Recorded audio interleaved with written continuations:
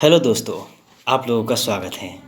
क्या आप खुश रहना चाहते हैं? क्या आप खुश रहने का राज जानना चाहते हैं? तो ये कहानी आपके लिए है।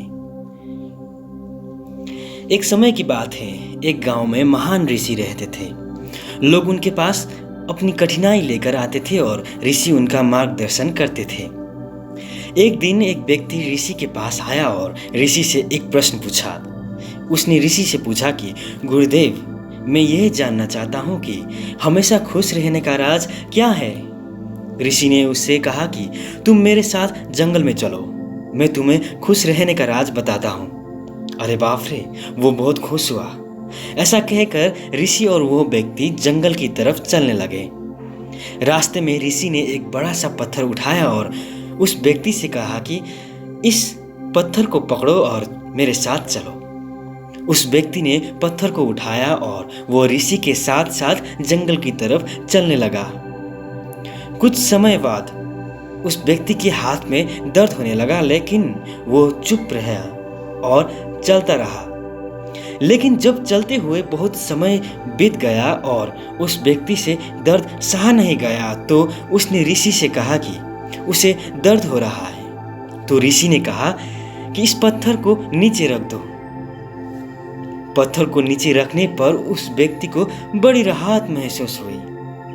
तभी ऋषि ने कहा, यही है खुश रहने का राज, सीक्रेट ऑफ हैप्पीनेस यही है। व्यक्ति ने कहा, गुरुवर, मैं समझा नहीं। तो ऋषि ने कहा, ये गौर से सुनिए। जिस तरह इस पत्थर को 1 मिनट तक हाथ में रखने पर थोड़ा सा दर्द होता है, और अगर इसे 1 घंटे तक हाथ में रखे तो थोड़ा ज़्यादा दर्द होता है, और अगर इसे और ज़्यादा समय तक उठाए रखे तो दर्द बढ़ता जाएगा।